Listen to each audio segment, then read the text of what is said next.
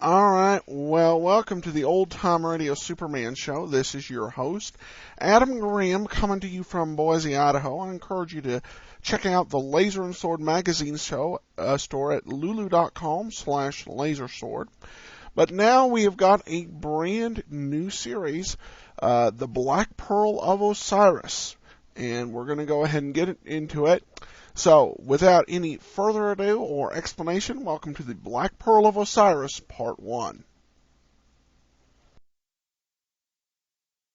Presenting the transcription feature, Superman!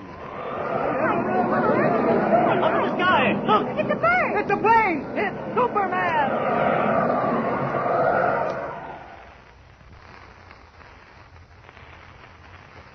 And now, Superman, champion of the weak and the oppressed, who came to Earth from the planet Krypton with physical powers far beyond those of mortal men, and who fights a never-ending battle against crime and injustice, disguised as Clark Kent, mild-mannered reporter for a large metropolitan newspaper. In our last episode, we heard how, after many adventures in the far west, the case of the Howling Coyote had been brought to a successful conclusion by Superman. As our episode ended, Kent and Jimmy Olsen had started back for Metropolis, accompanied by Tumbleweed Jones, Jimmy's newfound friend. As we take up our story once again, we find ourselves in the office of Editor White at the Daily Planet in Metropolis. Editor White is speaking on the telephone. Listen. What's his name? Sidney Rycroft. Yeah. And you say he's a celebrated British explorer?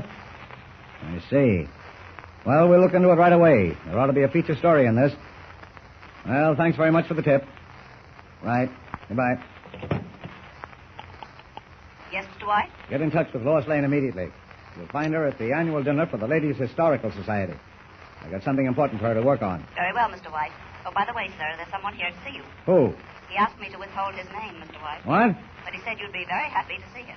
He also said that it's most urgent for him to see you. I'm not in the habit of seeing people who... Oh, very well. I've got a few minutes. Send him in. Yes, sir. Hello there, Chief. What? Kent!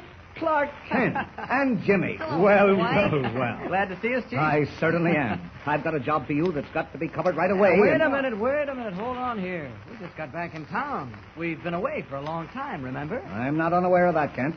You've just gotten back from visiting Comanche Joe's ranch out in the far west. Yes. The stories you've sent back in the case of the Howling Coyote have been very good. Very good indeed. Well, thanks. But that job is finished now, and I've got another. Oh, can you beat that? Chief, aren't you going to welcome us home? From an assignment? Why should I? It's your job, isn't it? Well, Am I supposed to throw a party every time you come back from an assignment that takes you out of the city for a while? No, Chief, no. But we thought at least you'd be glad to see us. I am glad to see you. Welcome home. Happy to have you back. Thanks. Now then, this new assignment I've got for you. Wait a minute. Before I do anything for you, Chief, there's something you've got to do for me. Yeah, it's about Tumbleweed Jones. Huh? What? Tumbleweed Jones? Well, who the devil is he? Well, he's a friend of ours. And is he an expert with the bow and arrow? Bow and arrow. Tumbleweed Jones. Kent, what is all this? Well, Chief, Tumbleweed Jones is one of Comanche Joe's ranch hands. He came back with us to Metropolis, and, well, you've got to help us get him out of jail. Get him out of jail. And you only got back this morning? You mean to say this Tumbleweed Jones is in jail already? Well, it wasn't his fault. No, you see, Chief, he's not used to the city, and he doesn't realize that he can't be as free and easy here as he can be out on a ranch. He spoke very nicely to the cop. It was only because the cop pushed him. The cop pushed him? Well, why should the cop push him? Tumbleweed pushed the cop. He pushed the cop. Well, it wasn't exactly a push. Because, you see, when the cop fell off his horse, Tumbleweed... Now, wait a minute. In the name of heaven, Kent, what is all this? What happened? Give me the story from beginning to end. Well, it was this way, Chief. Tumbleweed was feeling kind of homesick. So he hits a cop. Well, no, that's what led up to it. You see, when we got out of the cab at the hotel, Tumbleweed spied a cop on horseback nearby.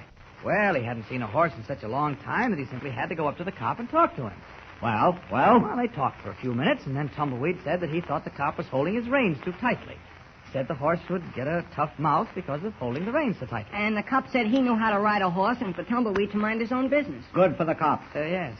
But then Tumbleweed said it was his business because he knows horses and loves them. And then he tried to show the cop how to hold the reins, and That's when the cop told him to go away and sort of pushed him. And he shouldn't have done that to Tumbleweed, Mr. White. That was bad. Oh, it was. And why, may I ask? Because Tumbleweed pushed him back. With his fist, sort of. Pushed him with his fist, sort of. You mean your cowboy friend hit him, is that it? Sort of. Mm-hmm. Well, I'll see what can be done. Meanwhile, this assignment I've got for you, Kent. All right, Chief. What is it? There's a British explorer in town, Huh? Sidney Rycroft. He's here on a lecture tour and arrived only a few days ago. I've never met him, but I'm told he's been everywhere and done practically everything. You ought to make a good story. I want you to go up and interview him. He's staying at the Hotel Martin. Okay, I'll call him for an appointment and see him this afternoon. Say, by the way... Wait a minute. Hello? Oh, yes, Lois. It's Lois, Mr. Kent. Gosh. I'm glad you called, Lois. You can stay over there at the Historical Society. I'm putting Kent on the job I had in mind for you. What's that? Yes, he's back. Just got in this morning. All right. I'll make the assignment, and I put Kent on that story.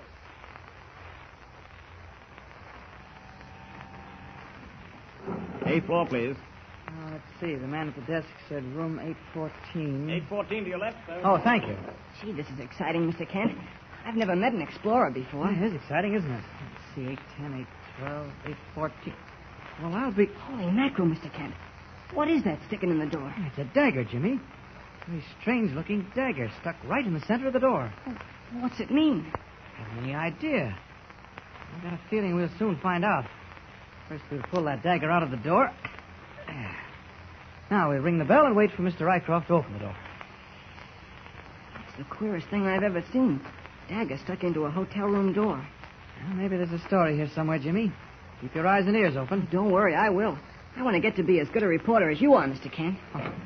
Yes? Oh, how do you do? I'm Clark Kent of the Daily Planet. I've come to interview Mr. Rycroft, Sidney Rycroft. Oh, come in, please. I'm sure what is that you're holding in your hand? Oh, it's a dagger. I just found it stuck in the door. Oh. Mr. Kent, quick, she's going to faint. Here, wait. No, it's quite all right, really. I shan't faint. That dagger, it rather bowled me over for a moment. Well, it begins to appear as if the cult of Osiris really meant it, after all. Cult of Osiris meant what? Osiris, as you know, is an Egyptian god. Yes, but... In Egypt, I was warned to keep out of the tomb where Osiris is believed to have been buried. I was told that death would certainly strike at anyone who broke the seal of that tomb. Well, I broke it. That dagger, Mr. Kent, is a warning. I should think it's your father who has to worry, not you. After all, I take it you merely accompanied him into the tomb. My father? Oh, yes, Sidney Rycroft.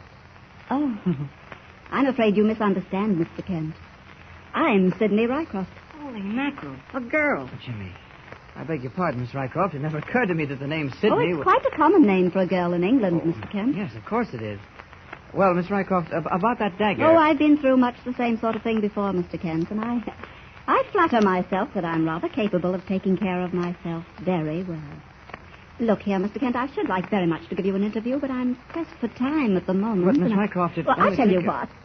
I had bought 3 tickets for the Great Gambini tonight. Oh, the magician? Gee, I want to see that myself. Well, I was about to say. You see, I had invited 2 friends, a man and his wife, to come with me. They called me only a few moments ago and said they couldn't make it, so... Would you and your young friend care to join me tonight? We can have a little chat after the performance. Well... Say yes, Mr. Kent. Gosh, the Great Gambini. Youth must be served, Miss Rycroft. Where shall we meet tonight? Why, I'd suggest that you meet me outside the theater at exactly 8:30.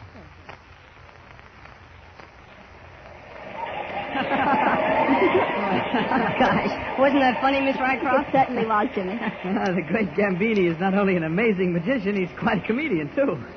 Well, I guess that trick winds up the show. Oh, no, there's still one more to come. A disappearing act, I believe. Oh, sure. See? They're moving a big black box onto the stage. Yes, and Gambini is holding up his hands for silence. Ladies and gentlemen, I am now about to execute for you a trick which no one has ever been able to solve. You see here on the stage a box. I will place within that box a person from the audience. I will then seal the box. And then, presto, I shall cause not only the person, but the box as well, to vanish into thin air. May I have from the audience a volunteer, please? Anyone at all, anyone? You young lady, would you please? He's pointed at you, Miss Rycroft. Yes, so I see, but I'd rather not. Please, young woman. If I may say so, you're very beautiful, very charming. Oh. You will be a wonderful addition to the performance of this trick. Please, I beg you. I'm afraid, Miss Rycroft, you can't refuse a compliment like that. No, I suppose not. Oh, very well, I'll go up. Thank you so much. You're very kind of you to come up. Thank you. You are not afraid? Oh, no, not at all. Excellent, excellent. And now, ladies and gentlemen, I place this charming lady inside the black box, so. Will you please step in? Thank you, thank you. So, now I close the lid of the box. So. Gosh, he's closed Miss Rycroft up in that box, Mr. Kent. Yeah, sort of exciting, isn't it? And now, presto, changeo, magnifico. I clap my hands, so. Look, the box has disappeared. It isn't there anymore. Just an illusion, Jimmy. All done with mirrors. Oh, wait. Gambini's going to say something. And that, ladies and gentlemen, concludes my performance. Good night. Good night to you all. Good night. Concludes his performance. Look, Mr. Kent, the curtain's coming down and Gambini's walked off the stage. And he hasn't made Miss Rycroft appear again. So I see, Jim. Do you think it's part of the trick? It's part of a trick, all right. A trick I don't think I'm going to like.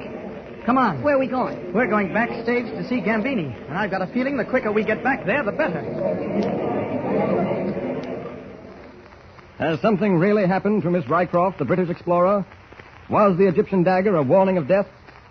Strange adventures are in store for our friends in this new mystery. Adventures which will tax the powers even of Superman. Be sure to hear the next episode of our exciting mystery story with Superman. And remember, tune in the next thrilling installment of the transcription feature, Superman. Up in the sky. Look! It's a bird! It's a plane! It's Superman!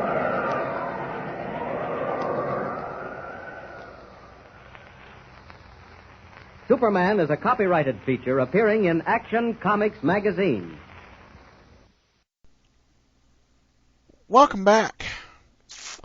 You know, I've got to say, the whole explorer knows that people are hunting for life and is pretty calm about this whole dagger in the door thing. And then, oh, well, yes, people are hunting for my life, but I just couldn't turn down a compliment to go on stage and subject myself to a magician whose motivations I cannot vouch for. But leaving that aside, quite a little cliffhanger. We will find out exactly what happened in part 2 of the Black Pearl of Osiris. So join us on Wednesday. For now, this is your host, Adam Graham, signing off.